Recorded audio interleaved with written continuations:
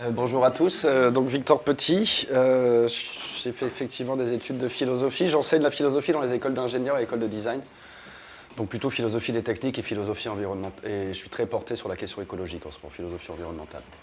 Voilà pour la biographie succincte, voilà, et je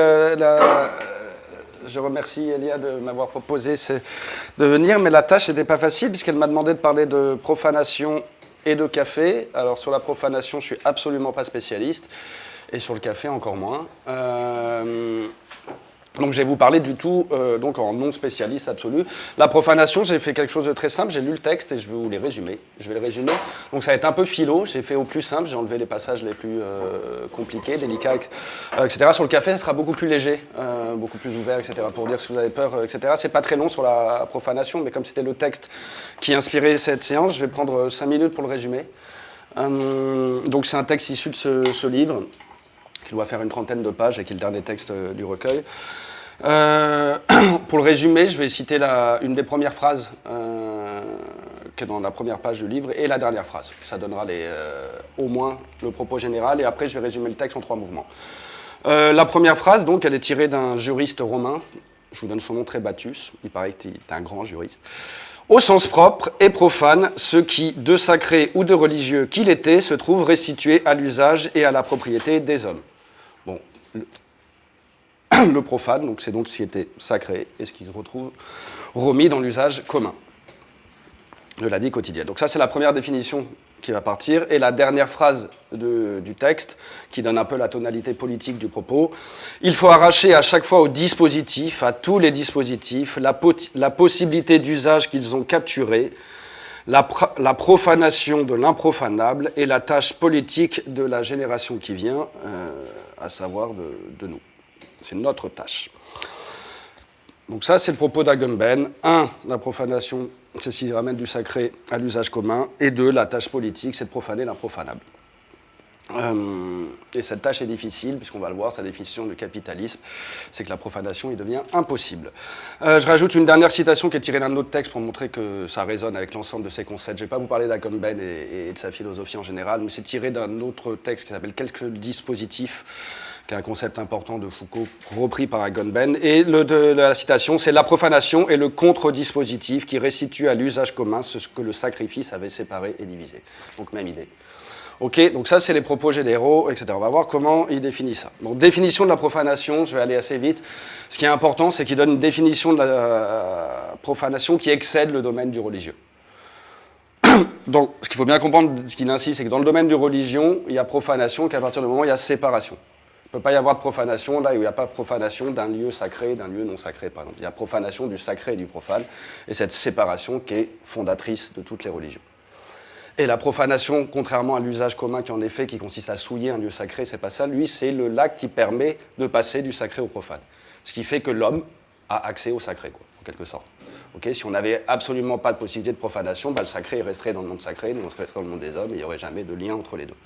Donc la profanation, dans la religion, c'est ce qui permet d'assurer le passage entre notre monde et le monde sacré. Et par des rites, des sacrifices, etc., etc. Le sacrifice étant typiquement ce qui, l'animal sacrifié est à la fois un animal qu'on mange, donc qui est restitué à l'usage commun, mais il y a une partie de lui qui est sacrifié au sens fort, et donc qui est restitué au monde sacré. Voilà. Donc le sacrifice est typiquement un acte où un même animal est à la fois considéré comme sacré et usage commun et profane, et donc c'est par ce geste-là qu'on relie au monde des dieux. Ok ? Donc ça, c'est sur la religion. Je passe sur une étymologie de la religion. Ils disent que ça ne vient pas de relier, mais de relire. C'est discutable, on laisse.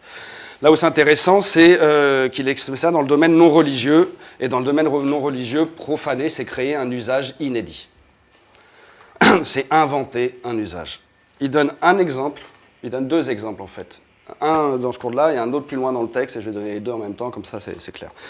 Donc, le premier exemple, les 2 exemples, c'est le jeu, en fait. Il y en a un qui est pris aux hommes, c'est l'enfant. L'enfant profane en transformer n'importe quel objet en jouet. Par exemple, un enfant, s'il joue avec un contrat d'assurance, il va profaner le contrat d'assurance. Okay, c'est-à-dire qu'il va le sortir de sa fonction, il va le restituer, réinventer un usage, etc., avec tous les objets. Dès lors qu'il joue avec un objet, il le sort de ce pourquoi il est destiné. C'est le premier exemple qu'il prend. Il reviendra plus loin avec l'idée d'une profanation par le jeu, avec l'exemple du chat.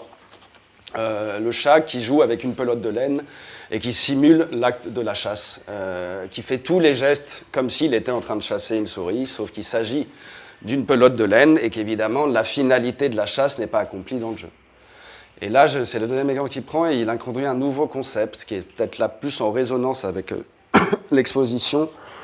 Donc toujours à partir de cet exemple du chat, de profanation dans la nature, il dit il s'agit là, donc le chat qui prend la pelote de laine pour une souris qui simule la chasse, il s'agit là d'un moyen pur qui s'est libéré de sa relation à une fin.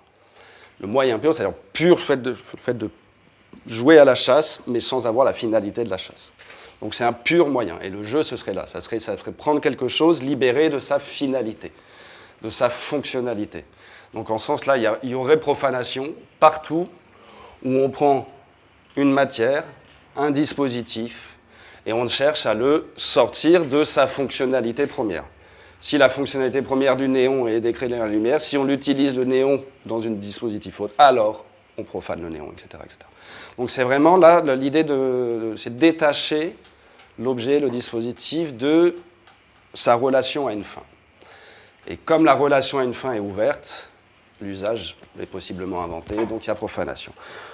Voilà, ça c'était le premier mouvement du texte, donc à la fois le domaine religieux, mais ce qui est intéressant pour nous, c'est qu'il le sort du domaine religieux avec l'exemple du jeu, le jeu qui n'est pas le propre de l'homme. Tous les mammifères jouent, on le sait, c'est constitutif de tous les mammifères, et c'est essentiel au développement de tous les mammifères. Si on empêche un chat de jouer, il aura des pulsions suicidaires.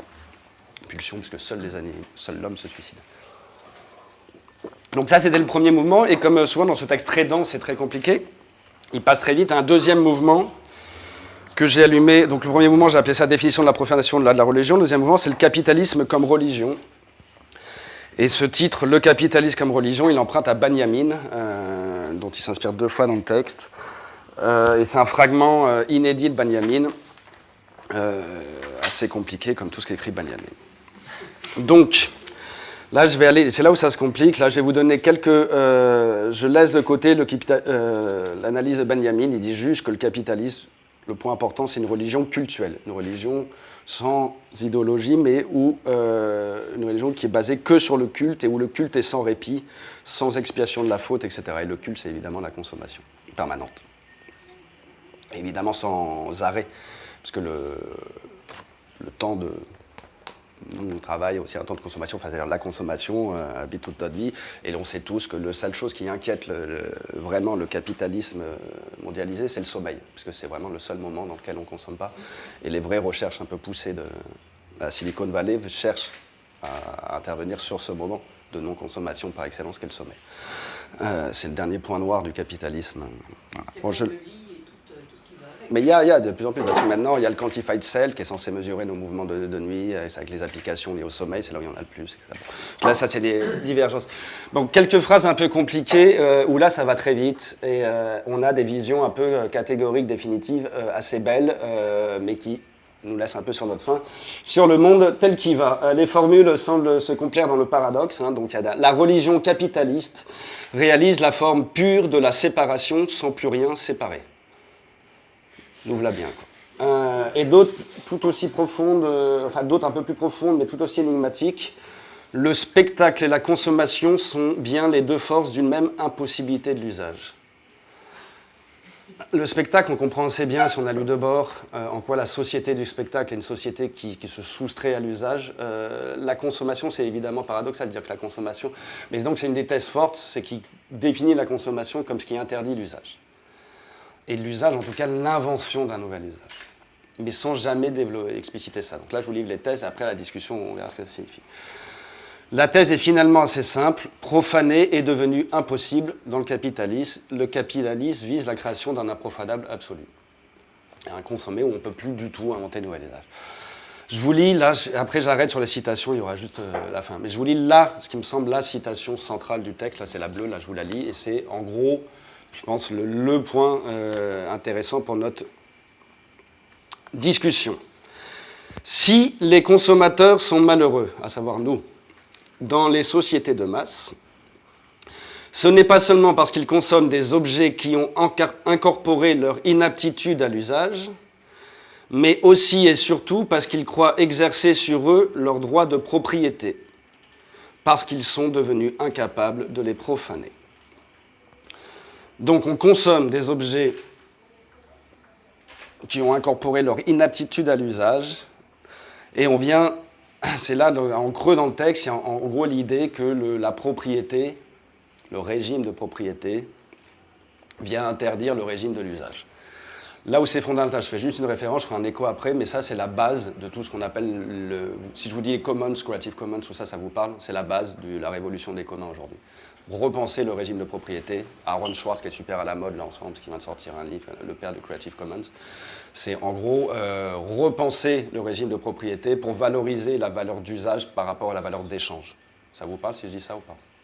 Voilà. Mais donc en gros, il y a bien toutes ces questions-là font écho avec tout ce qu'on appelle la sortie du capitalisme par les communs, dont les militants du net sont les plus grands penseurs. Juste après cette petite phrase, il y a la citation sans transition qui est le paragraphe d'après et qui vient résumer une autre question importante. L'impossibilité de l'usage trouve son lieu d'élection dans le musée. Jusque-là, on est d'accord. La muséification du monde est aujourd'hui achevée. Donc deux phrases.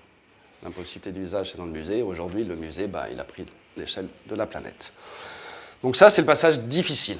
Okay, on a une définition du capitalisme et donc qui interdit la possibilité de profaner.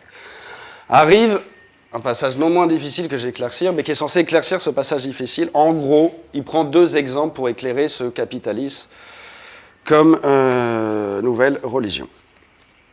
Ces deux exemples, donc, qui visent en fait à nous faire comprendre la muséification du monde, ou alors la naissance de l'improfanable, c'est le tourisme et la pornographie. Donc sur le tourisme, il le dit clairement, l'exposition d'une impossibilité de l'usage, d'une impossibilité de l'habiter, d'une impossibilité de l'expérience, tout ça en fait c'est absolument, selon lui, réalisé par le tourisme. Le tourisme, je rappelle, c'est la première industrie au monde. Okay, c'est 610 millions de personnes concernées par l'industrie du tourisme. C'est la première industrie mondiale, etc. Et le tourisme généralisé, c'est évidemment un monde où l'usage est remplacé par le spectacle. Le tourisme a un monde qui est juste spectacle et alors il se contente bien souvent d'en prendre des photos. Donc tourisme, selon lui, c'est la perte irrévocable de tout usage, l'impossibilité absolue de profaner. Face à ça, bien sûr, il faudrait poser le voyage au tourisme. Je rappelle que le livre de Nicolas Bouvier sur le voyage s'appelle « L'usage du monde ». Donc, le tourisme, pour lui, c'est une manifestation donc, du capitalisme qui nous interdit la possibilité de l'usage. Deuxième exemple, la pornographie. La pornographie aurait produit le rêve capitaliste de la production de l'improfanable se réalise dans la pornographie. Donc on réalise quelque chose qui n'est pas profanable, c'est-à-dire où la séparation du sacré et du profane n'a même plus lieu d'être. C'est compliqué, je ne suis pas un spécialiste de la pornographie. Agamben introduit donc alors un concept qu'il emprunte à Benjamin. Ça, c'est un concept fondamental, mais sur lequel il dit peu de mots et que je n'ai pas eu le temps d'aller chercher. C'est la valeur d'exposition. La valeur d'exposition, c'est ni la valeur d'usage. La valeur d'usage, c'est la valeur de quelque chose quand on l'use. C'est des concepts marxistes, valeur d'usage et valeur d'échange. Par définition, ce n'est pas la valeur d'usage puisqu'elle est soustraite à l'usage. Quand c'est exposé, c'est soustrait à l'usage. C'est ni la valeur d'échange, puisque ce qui est exposé ne permet pas de mesurer une force de travail dans le discours. Donc c'est une troisième valeur qui serait peut-être celle qui cherche à travailler ici. Malheureusement, il y a un paragraphe, on passe. Et là, on arrive à la pornographie, etc. Il dit que, c'est compliqué la pornographie, j'ai montré la photo. La pornographie, il dit en gros, le problème de la pornographie, c'est qu'on ne rien donner à voir si ce n'est qu'on se donne à voir. Il utilise le passage de l'érotisme à la pornographie. Pour dire assez vite, l'érotisme, on prenait toujours, au début du siècle, quand il y avait des photos, on en trouve plein sur les quais, quand on prenait des photos érotiques au début du siècle, c'est souvent le canon, l'érotisme était de voler un moment d'intimité de la nudité d'une femme. Il fallait donc que souvent c'était une femme qui est en train de faire sa toilette, une femme qui regardait sa glace et le photographe qui arrive derrière et qui vole ce moment d'intimité pour montrer. Mais donc les femmes avaient toujours un visage très expressif, etc. Et il a toute une analyse donc d'une star. Il dit on passe à la pornographie quand on ne cherche plus à voler, c'est-à-dire où l'exposition elle-même, en gros, quand les stars porno commencent à regarder l'objectif. C'est-à-dire, il n'y a plus de voler, on regarde droit l'objectif, parce que là, il dit, la pornographie, où ce qui va susciter l'excitation, c'est le simple fait de se montrer. Et c'est parce que, et donc pas voler, c'est la monstration, et c'est la caméra, le fait de regarder la caméra en face à face, qui est sans sa pornographie. Et lui, il a un usage de la pornographie, je vais vous montrer la photo. Hein. Donc c'est une artiste pornographe, une star du porno. Et je vous dis, donc il termine son exemple sur la profanation sur cet artiste. Alors je suis allé voir qui c'est, j'ai pris une photo assez parlante, je crois. Je vous lis la citation qui est censée accompagner cette photo. C'est ce potentiel de la profanation que le dispositif de la pornographie entend neutraliser, donc la Chloé Delis. Là, ce qui frappe Agamben dans cette star porno, qui donc en gros, elle a fait toute une série où elle est dans des positions obscènes, souvent avec des partenaires, mais parfois seule. Donc là, elle a un gonniché dans les fesses. Mais avec un visage absolument impassif qui n'exprime rien et elle scrute la caméra. Comme si, justement, il n'y avait plus rien de profane dans son geste et du coup, il n'y a plus de séparation entre le profane et le sacré. Et une des dernières thèses qui illustre ça, c'est la consommation solitaire et désespérée de l'image pornographique se substitue ainsi à la promesse d'un nouvel usage. J'en ai fini avec le texte, et le texte se termine vraiment sur l'exemple de Chloé Delis.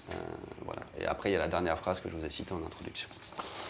Donc, texte compliqué, où on voit que le concept de profanation engage des concepts clés qui sont celui de la consommation, qui se distingue de l'usage, qui lui-même se distingue de la propriété. Donc, c'est à partir de ces trois concepts et de la manière dont on les articule qu'on peut peut-être penser en quoi un usage qui ne serait pas uniquement consumériste et qui échappe au régime de la propriété serait susceptible d'être un usage profanateur qui susceptible de jouer de contre-dispositif par rapport au capitalisme. Après, on va laisser le texte d'Agamben là, je vous ai résumé les thèses fortes, et on va ensuite discuter librement de ce que la profanation nous inspire du côté de l'usage. Vous voulez que je termine sur ce que j'en pense, moi, éventuellement ? Bon. Ce que j'en pense, c'est que c'est des textes évidemment essentiels, mais très denses et très rapides, et qui demanderaient une analyse beaucoup plus poussée. Ce qui demande à être développé, entre autres, c'est parce que quand il parle du capitalisme, il fait tout un rappel sur le juridique, sur la question des franciscains et de leur opposition au pape de l'époque. Sur la question justement d'un usage qui ne soit pas assimilé à un régime de propriété. Donc c'est des vieilles questions en gros du droit commun, de ce qu'on appelle les communs, qui sont aujourd'hui redébattus par tous les juristes qui s'intéressent au grand mouvement qui réunit à la fois la transition numérique et la transition écologique, qu'on appelle en gros les communs. Mais les communs, je l'ai déjà dit, mais je le redis, puisque c'est vraiment quelque chose qui cherche à penser l'usage indépendamment de la propriété. D'accord ? Donc, tout le monde voit à quoi ça réfère, le Creative Commons, etc. Ouais. Donc ça, c'est fondamental pour Agamben. Le point, moi, que je ne comprends pas bien, c'est dans sa définition du capitalisme, moi, je ne comprends pas bien, c'est que pour profaner quelque chose, il faut bien que ça soit sacré, quoi. D'accord ? Et la question, je ne comprends pas parce que je comprends pas la manière dont le coup profane et sacré joue dans son concept de capitalisme. Ce que dit que le capitalisme a créé l'improfanat. On ne peut plus profaner, il n'y a plus rien à profaner. Tout est déjà... Donc ça, je comprends bien, mais je trouve que ça va vite sur des questions essentielles, c'est-à-dire qu'est-ce qui, dans le capitalisme, est sacralisé, et du coup, qu'est-ce qui doit être profané. Parce que les lectures, un peu, c'est-à-dire que là où c'est une lecture de philosophe, c'est qu'il ne tombe pas dans le travers classique. La lecture actuelle, ça va être la technique, le transhumaniste, ont tendance à profaner tout ce qui est sacré. Qu'est-ce qui est sacré? La nature, la vie, le génome humain, tralalala, et le transhumanisme profane tout ça. Et par contre, ils sacralisent tout ce qui est profane. Qu'est-ce qui est profane? L'argent, la technique, et eux, ils vont sacraliser tout ça. L'argent, les médecines augmentées, etc., etc. Donc la lecture traditionnelle du monde tel qu'il va, c'est plutôt une inversion des valeurs. C'est-à-dire que le profane devient sacré, que le sacré devient profane. Là où la lecture d'Agamben est intéressante, c'est qu'elle va plus loin, mais on ne sait pas trop où elle nous mène. Pour moi, il y a une difficulté, c'est qu'il ne questionne pas la technique. Je vous donne juste deux citations, juste une référence, qui est celle de Jacques Ellul, qui questionne aussi beaucoup, philosophe et technique, qui questionne, et père de l'écologie politique, qui était plutôt technophobe, ce qui n'est pas du tout mon école. Mais lui, il a cette phrase, il dit que ce qui est le problème dans notre société, ce n'est pas la domination de la technique comme telle, c'est la domination du caractère sacré de la technique. C'est, je peux vous donner la citation exacte, c'est « Ce n'est pas la technique qui nous a servi, mais le sacré transféré à la technique ». Donc la question qui serait plus intéressante pour nous, c'est à partir de quand, s'il y a bien un objectif de désacralisation de la technique, et sacralisation de la technique, elle est assez claire dans ce qu'on appelle le transhumanisme, qui est vraiment une religion de la technique. Si vous voulez, par tous les papes de la Silicon Valley. Je vous rappelle, pour ceux qui ne savent pas, que Ray Kurzweil, qui est le directeur scientifique de la recherche scientifique chez Google, donc un des hommes les plus influents de la recherche et du développement à l'échelle mondiale, et aussi le père du transhumanisme, pour ceux qui... voilà. Donc de la religion qui annonce la mort de l'homme biologique par son hybridation avec les techniques. Mais donc la question, c'est celle de savoir, d'interroger la sacralité de la technique pour savoir qu'est-ce qu'il faudrait désacraliser. Ça, c'est donc des pistes générales et d'autres pistes plus... je vais en revenir aux travaux de Morgan, et comme ça, je vais... Donc, une concept central, c'est l'usage. L'usage, ça mobilise tous les concepts clés aujourd'hui. Donc, c'est évidemment le design, les trucs à la mode aujourd'hui, l'innovation par l'usage, l'innovation par l'utilisateur, on n'entend que ça, il y a 5 livres dessus sur la question, etc. Mais ça rejoint l'idée de profanation d'Agamben.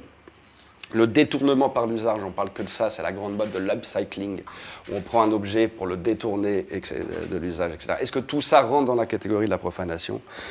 Et il y a aussi de développer de nouvelles possibilités d'usage, qui sont aussi des mots forts, donc là, qui est tout le mouvement de l'open source, qui est par définition, dans son partage, laisse la possibilité d'un usage non prescrit, non écrit.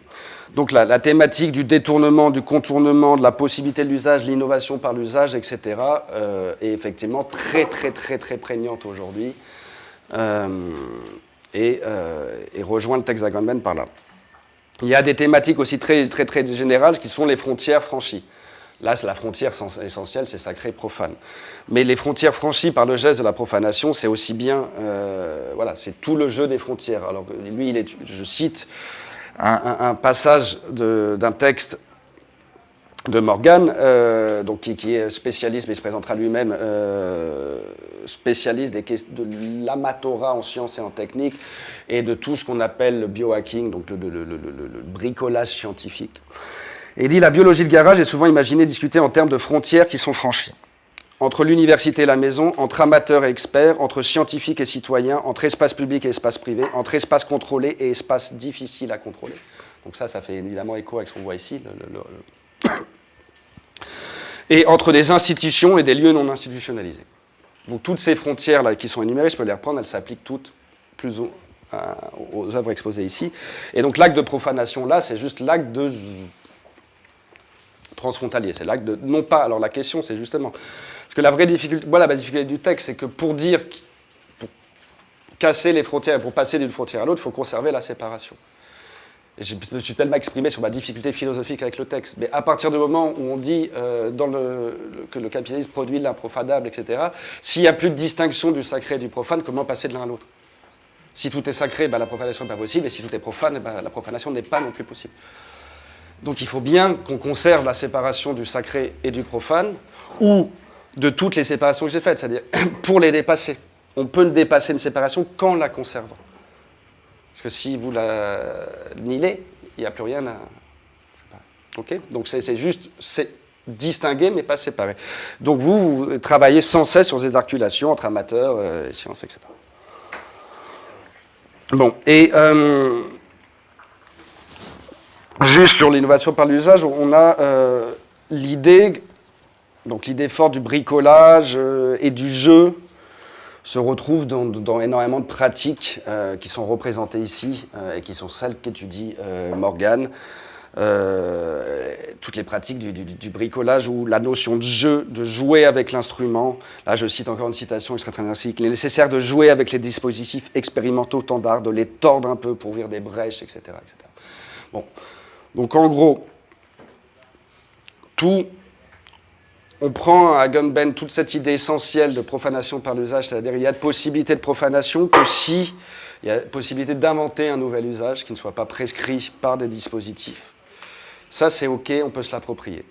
La difficulté qu'on va avoir, c'est de régler son concept de capitalisme et notre position vis-à-vis de ce capitalisme qu'aurait produit l'improfanable. Capitaliste, donc je répète, qui est résumé par cette photo. Voilà pour le résumé du texte difficile. Et voilà pour les ouvertures vers le travail de Morgan que je vais laisser prendre la relève. Donc Morgan, c'est le spécialiste. Merci. Donc je m'appelle Morgan Meyer, je suis maître de conférence à AgroParisTech et en même temps chercheur dans un laboratoire qui s'appelle le LISIS pour Laboratoire interdisciplinaire Sciences, Innovation, Société. Et je m'intéresse à plusieurs thématiques de recherche, dont une c'est justement le rôle des amateurs dans la production de connaissances scientifiques, dans le bricolage. Et je m'intéresse notamment, mes deux terrains actuels, c'est la biologie dite de garage et l'autoconstruction d'équipements agricoles. Et donc la lecture de texte, je ne vais pas rentrer dans le texte parce que tu l'as déjà, Victor, tu l'as déjà très bien résumé. Je vais juste prendre peut-être les deux citations pour se remémoriser un peu cette définition de profanation. Donc, la profanation, c'est l'idée qu'il y a quelque chose de sacré, de religieux, et donc ce sacré, ce religieux se trouve restitué à l'usage et à la propriété des hommes. Donc, profaner, ça veut dire se réapproprier, libérer. Donc, il y a quelque chose qui a été sacrifié, qui a été pétrifié, qui a été confisqué, qui est séparé de nos vies quotidiennes. Et cette chose, donc, devient plus utilisable, plus démocratique, peut-être on dirait de nos jours. Et donc, c'est ce geste qui m'intéresse aussi dans mes travaux. Donc, la profanation, c'est ce geste de profaner, de rendre plus utilisable. Et après, donc vers la fin du texte, tu l'as dit, il y a quand même un enjeu politique, parce que c'est pas seulement un geste neutre, objectif. L'idée, c'est que cet acte de profanation, je cite à nouveau, neutralise et désactive les dispositifs du pouvoir. Donc, c'est aussi quelque chose qui est là pour contourner, pour trouver des alternatives au capitalisme, aux inégalités, etc. Il dit aussi, au début du texte, il y a une relation forte entre user et profaner. Donc si on profane, on rend quelque chose plus utilisable. Et si on brasse très large, on peut voir qu'il y a en fait plein de domaines où on pourrait utiliser ces concepts de profanation. Dans le domaine culturel, on pourrait dire, je vais vite, mais avec YouTube, c'est peut-être démocratiser aussi d'une certaine façon la production culturelle, que des artistes qui avant, des musiciens par exemple, avant ils avaient besoin de passer par un studio, de trouver une maison de disques, etc. De nos jours, ils peuvent faire une chanson chez eux à la maison, la publier sur YouTube et ils peuvent devenir en quelque sorte des stars. Un autre exemple, ce serait Flickr, le site où on trouve des photos, qui est aussi une façon de redistribuer des photos Un autre exemple, ce serait justement d'aller regarder dans les sciences, où on voit aussi une certaine forme de réappropriation. Historiquement, c'est les amateurs en histoire naturelle. Donc l'idée, c'est qu'il n'y a pas seulement des experts, des chercheurs qui ont des doctorats, qui travaillent dans les universités, qui produisent des connaissances, mais c'est aussi les gens sans diplôme, mais qui ont peut-être un intérêt, une passion pour la nature, qui vont se promener, qui observent les oiseaux, qui prennent des notes, qui observent des plantes, qui deviennent même parfois spécialistes dans un champ spécifique. Un autre exemple aussi, pour revenir au domaine culturel, la musique punk dans les années 70. Et donc toute cette philosophie un peu underground punk, et l'idée que, pour aller vite, on peut faire une chanson avec 3 accords. En n'étant pas vraiment capable de très bien jouer de la guitare, mais on peut, comme les Sex Pistols, comme d'autres groupes de punk, on peut, avec les moyens du bord, avec 3 accords, avec des vêtements qu'on a aussi peut-être bricolés, on peut devenir une star de la musique. Et en critiquant en même temps un peu le mainstream culturel. Donc, pour en venir un peu à mes travaux actuels, ce qui m'intéresse, c'est justement aussi cette idée de réappropriation et de libération des outils techniques et scientifiques. Donc, en commençant par mon terrain le plus actuel, c'est donc l'autoconstruction de matériel agricole. En général, les paysans, les agriculteurs, quand ils veulent utiliser une machine, ils achètent chez un fournisseur, John Deere par exemple, ou un autre fournisseur, ils achètent leur tracteur et tout ce qu'on met derrière le tracteur pour travailler dans leur champ. Avec comme problème qu'on achète une machine qu'on ne comprend pas vraiment. C'est comme les voitures qu'on utilise. On n'est pas vraiment capable nous-mêmes de réparer une voiture, de se l'approprier, de la réajuster, etc. On achète quelque chose qui est un produit standard, qui est un produit standardisé, qui coûte normalement cher. Et donc, pour les paysans, ils ont besoin d'équipement, ils achètent ça. Et le problème, c'est que pour certains paysans qui n'ont peut-être pas les moyens financiers, ou qui sont par exemple dans le bio, qui travaillent des petits champs, ils ont besoin peut-être de machines plus petites ou d'objets pour pas faire des milliers de kilos de farine, mais une dizaine de kilos de farine seulement par semaine. Et donc, l'idée, elle a été développée, et en France, il y a un exemple d'une coopérative qui s'appelle l'Atelier Paysan, qui essaye de transmettre des savoirs, des connaissances, des savoir-faire aux paysans pour qu'eux, ils se réapproprient les technologies.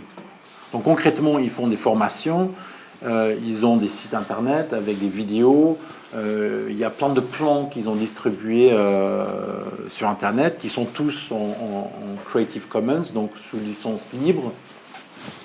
Et donc, grâce à ce réseau, il y a environ 500 personnes à travers la France qui se sont formées et qui donc qui sont capables de eux-mêmes produire les machines. On n'en est pas encore au tracteur, mais grosso modo, un paysan qui s'intéresse à cette autoconstruction d'équipements agricoles, il peut travailler sa terre et produire lui-même tous les objets qu'on met derrière un tracteur soi-même. Avec comme bénéfice donc le fait que ça coûte beaucoup moins. On peut réparer soi-même les équipements. Les équipements, ça tombe régulièrement en panne. Donc on peut les réparer, on peut les ajuster, on peut se les réapproprier, on peut comprendre, on peut rentrer dans la boîte noire de la technique. Et donc c'est à l'opposé de la voiture ou d'un smartphone ou d'un ordinateur portable qui est quasiment impénétrable. Je crois qu'il n'y a personne ici ce soir qui pourrait réparer comme ça d'un coup de main un smartphone, un ordinateur portable ou une voiture. Or, l'idée de ces associations comme les paysans, c'est qu'on devrait être capable de comprendre, se réapproprier, réparer, construire les technologies qu'on utilise. Donc ça, c'est mon dernier terrain. Et depuis environ 5 ans, je m'intéresse à des gens comme Lia, qui sont dans une association qui s'appelle l'APAIAS, qui est un laboratoire de biologie des garages. On dit, en anglais, on parle de biologie do it yourself, donc biologie fait toi-même, fait à la maison. Et donc ici aussi, l'idée, c'est de se réapproprier les équipements scientifiques qui, normalement, sont plus ou moins informés dans les universités, dans les laboratoires de recherche. Par exemple, pour produire en grande quantité de l'ARN, de l'ADN, on a besoin d'une machine qui s'appelle machine PCR. C'est un peu l'équipement standard qui est vraiment nécessaire pour pouvoir amplifier, produire en grande quantité l'ADN, l'ARN. C'est un peu ce que vous voyez quand vous regardez la série Les Experts. Ben, si vous voulez faire une expérimentation sur votre ADN, vous prenez un coton-tige, vous essayez d'avoir un peu d'ADN qui est dans votre salive. Et ça ne suffit pas pour faire un test sur vous-même ou pour essayer de trouver le coupable qui a commis le crime. Mais il faut, avec les petits fragments d'ADN que vous avez sur le coton-tige, il faut amplifier l'ADN et l'ARN pour en avoir en quantité suffisante pour après faire les tests génétiques. Et donc il faut cette machine PCR qui coûte plusieurs milliers d'euros. Et donc les biologistes des garages, ils ont réussi à faire une machine PCR ouverte, libre, qui coûte environ 10 fois moins, et que c'est un peu comme un meuble Ikea.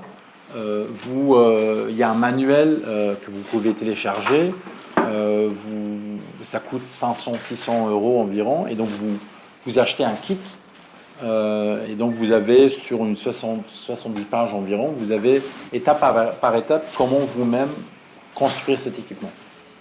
Et comme ça, il y a une trentaine, quarantaine d'équipements, la machine PCR, les gels d'électrophorèse, c'est les gels, vous voyez souvent des images où il y a des petites bandes d'ADN ou d'ARN, c'est pour aussi déterminer certaines caractéristiques ou certaines maladies, les séquencer. Et donc il y a des microscopes do-it-yourself, il y a des gels d'électrophorèse do-it-yourself. Et donc, ces laboratoires de biologie des garages sont des endroits où on essaie de bricoler avec les moyens du bord pour rendre plus accessible la biologie. Donc, en quelque sorte, pour la profaner, pour la rendre moins sacrée. Parce que la biologie, et surtout la biologie moléculaire, la biologie cellulaire, c'est quelque chose qui se fait surtout dans les universités, dans les laboratoires de recherche, dans l'industrie pharmaceutique, par exemple. Pour avoir accès à ces endroits, on a besoin de connaissances. On ne peut pas comme ça frapper à la porte d'un laboratoire et dire on voudrait vous observer ou travailler avec vous. On a besoin d'être légitime pour être là. Donc ça passe par des connaissances, un diplôme, le doctorat ou un post-doc qu'il faut faire. Et donc l'université, elle n'est pas très ouverte, pas très démocratique. Et donc l'idée derrière ce mouvement de la biologie des garages, ou biologie do it yourself, c'est de rendre appropriable, d'ouvrir, de démocratiser la science pour les citoyens. Et donc, je crois que ça, c'était dans un premier temps, c'était un peu ça ce que je voulais vous dire, disons les résonances entre ce texte sur la profanation et l'idée que la profanation, c'est pas seulement quelque chose qu'on peut retrouver par rapport à la religion, mais par rapport peut-être à toutes les productions culturelles, que ce soit dans la musique, dans la photographie, dans le film, mais aussi dans les sciences les plus low-tech, disons les équipements agricoles, jusqu'au plus high-tech, la biologie moléculaire.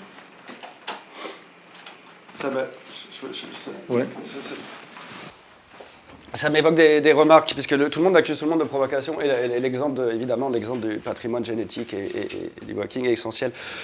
qu'il faut bien comprendre. Donc, qu'est-ce qu'on profane? Pour les transhumanistes, qui s'attaquent donc à la religion traditionnelle, le vivant était sacré, et cette sacralité-là que les religions tenaient bien préservée est précisément ce qu'il faut profaner.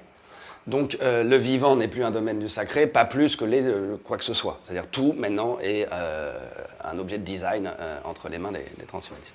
Donc eux, ils sont accusés de profaner le matériel génétique en faisant un moyen et non plus une fin en soi, un moyen au nom de tout. Mais donc ils sont accusés de profanateurs par ceux qui sont un peu acquis par les transhumanistes. Mais ça, c'est un profanateur qui a une profanation qui va dans le sens du capitalisme, parce que évidemment, c'est pour marchandiser toutes ces choses. Et de la profanation qui est celle du mouvement représenté par les artistes ici, qui est un mouvement de réappropriation artistique et citoyenne d'une question scientifique, c'est aussi la profanation. Mais ce n'est pas le même type de profanation. Dans un cas, dans ce cas-là, ce qui est considéré comme profanable, c'est le geste même des transhumanistes. Pourquoi? C'est parce que ce qui est condamné, c'est pas le fait de bidouiller le vivant, qui n'est plus considéré par sacré, y compris par les gens qui travaillent ici. C'est-à-dire qu'on a déjà... C'est pas sacré, la preuve, c'est qu'on le bidouille. Si on n'aurait pas un rapport de sacralité. Mais par contre, ce qui est considéré comme un acte c'est le fait de s'approprier ça de manière marchande. Le génome humain est d'abord une propriété privée avant d'être une propriété publique. Il a été fait d'abord privé et public de manière... et c'est Greg Venter. Et ce qui est contesté, c'est vraiment l'appropriation marchande ou experte, ou en tout cas où l'appropriation marchande se fait au nom de la science sous respect de sécurité scientifique. Et c'est ça qui est contesté par les profanateurs que sont les paillasseurs, la paillasse pour dire. C'est-à-dire qu'il ne s'agit pas... Dans des deux cas, on admet que la vie... Il n'y a pas de sacré, c'est-à-dire que du côté de la vie, mais par contre, ce qu'on ne tolère pas, c'est le fait que justement cette chose profanable soit appropriée par un nombre tout à fait restreint de R&D tout à fait privés, d'entreprises tout à fait privées. Et donc là, ils cherchent à se réapproprier. Et donc, mais tout le monde accuse tout le monde de profanation. Les transhumanistes vont dire à la paillasse, ouais, mais vous profanez parce que vous n'êtes pas... faites gaffe, c'est quand même un domaine... C'est-à-dire qu'eux, ils ont transféré le sacré de la vie à la science, et mais tout le monde accuse tout le monde de profanation. Mais la profanation dont on parle ici, c'est bien celle de la paillasse. C'est-à-dire parce que, comprenez, Agamben, il dit que ce qu'il faut profaner, c'est le capitalisme lui-même, d'accord? Et qu'est-ce que fait le capitalisme? Le capitalisme, c'est le régime dans lequel... qui produit de l'improfanable. C'est-à-dire que justement, plus rien à profaner, c'est-à-dire que tout est... Bref. Et en quelle année sont libres? Je sais pas. Je sais pas, il pas très vieux, je dirais qu'il a 10 ans ce texte. Ah, d'accord. Qu'est-ce qu'un dispositif de 8-7 Oui, c'est des textes récents, quoi. Voilà, donc ça c'était une réponse à ça. J'ai juste une remarque là, pour le coup, si j'avais dû faire un travail de philosophie à partir du concept de profanation et des travaux ici, parce qu'on profane toujours un espace. Okay, profaner, c'est profaner un espace sacré.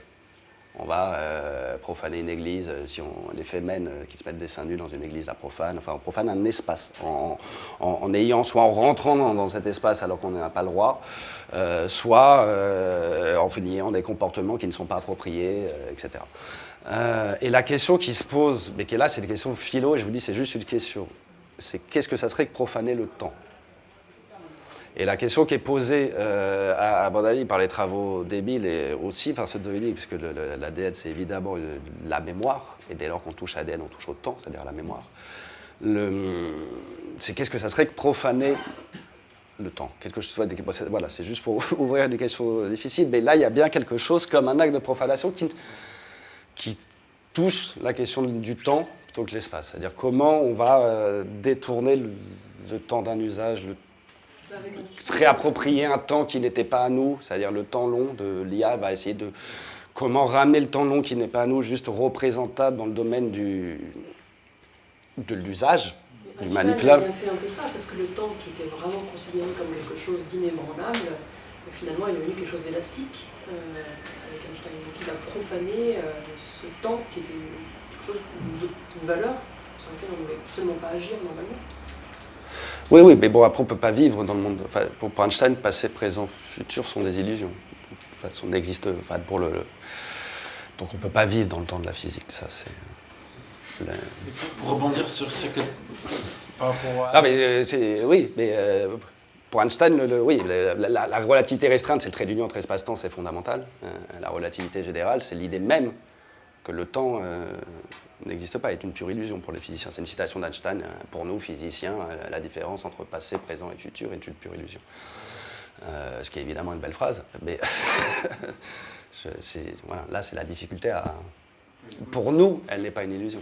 Dans ce cas, si la profanation du temps, c'est des objets du temps, puisque le temps serait une illusion, c'est justement ces objets comme la mémoire, la profanation de la mémoire, ça existe couramment quelque part. Oui. Clairement, les mémoires Mais tant qu'on sera des êtres mortels, le temps est une donnée inaliénable, quoi. Il y a des gens qui, justement, la question est intéressante par rapport au temps, il faut problématiser, disséquer cette idée du temps. Il y a des gens qui font la distinction justement entre clock time et social time, entre le temps de la montre. On ne peut pas arrêter le temps qui passe. Il y a un temps qui est plus ou moins, on va dire, physique quantifiable. Il y a le temps social. Et donc le temps social, ça peut être la mémoire, ça peut être les calendriers, ça peut être des rituels, ça peut être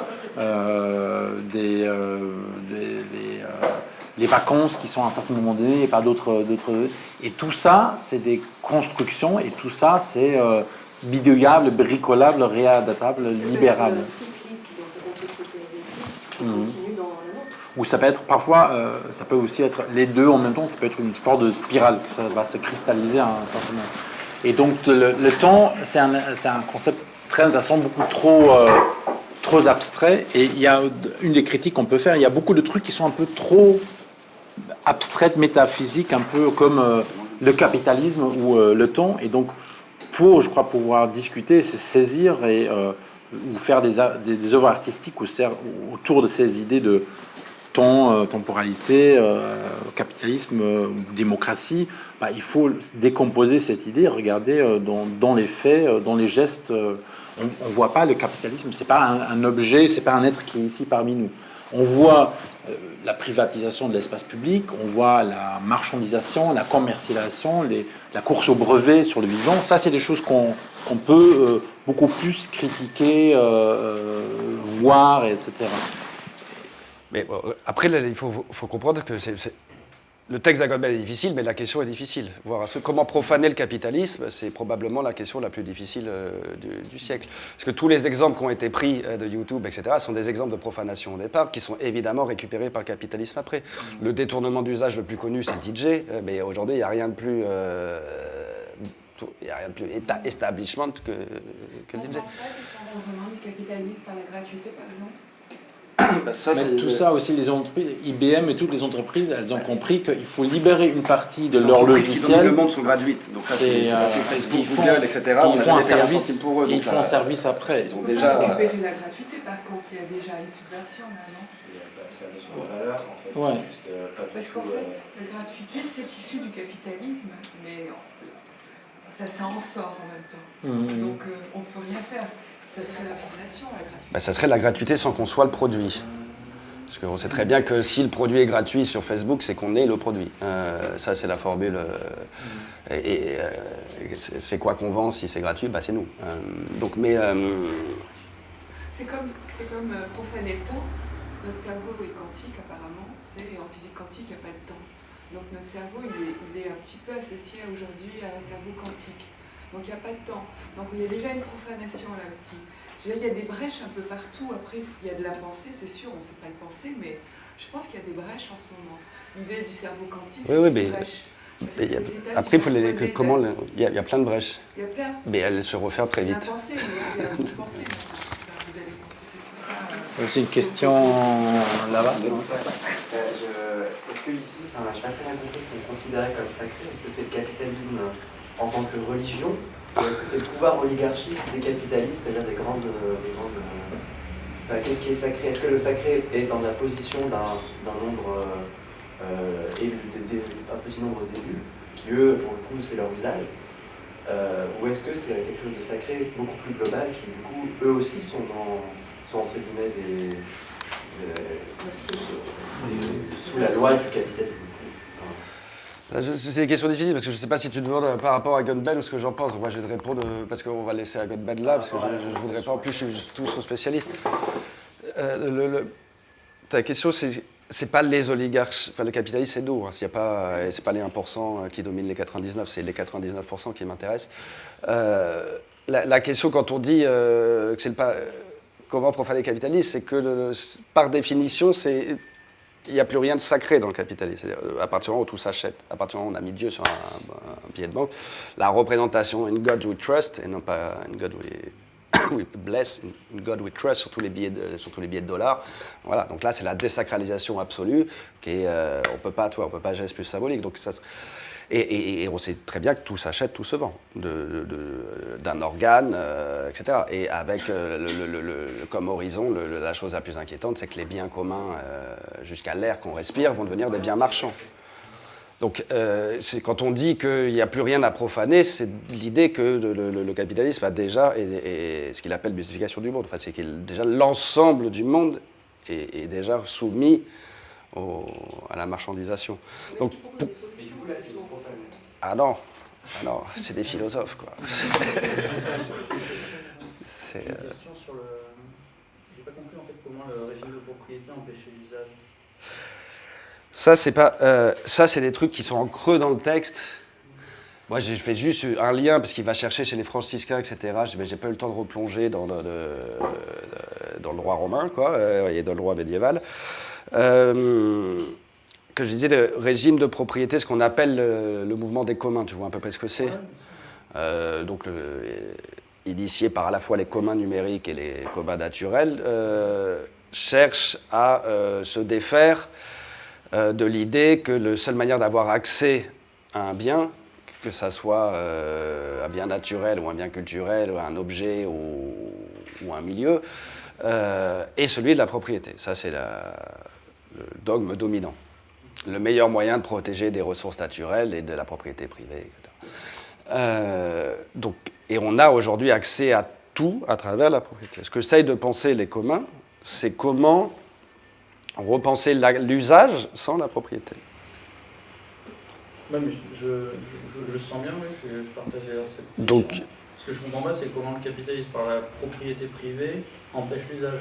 Par exemple, un exemple pour moi qui... L'usage de Ouais. certaines personnes. Mais Ouais, par exemple, le Monsanto qui a les graines qu'il vend, les Américains qui utilisent ces graines, ils n'ont pas le droit de récolter les graines issues des suivantes, et donc ils ont un contrat, et Monsanto a une sorte de police qui va vérifier sur le terrain, donc on ne peut pas utiliser les graines des plantes qu'on va semer.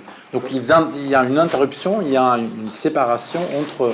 Et même là, c'est très frappant, c'est le truc que le paysan va lui-même cultiver, c'est lui, c'est ses champs, truc simple. Mais le vivant qui l'utilise, qu'il va vendre après, ça appartient en fait à Monsanto. C'est ça qui est impressionnant. J'avais une question. après, c'est pas quand il dit usage, il faut qu'on entende toujours possibilité d'un nouvel usage, invention d'un usage. Parce que c'est pas, s'il distingue l'usage de la consommation, c'est pas l'usage au sens du simple usufruit, quoi. Voilà, donc c'est le fait de pouvoir se réapproprier, inventer un usage, voilà. Et donc à partir du moment où alors, tous les exemples canoniques interdisent cette réappropriation.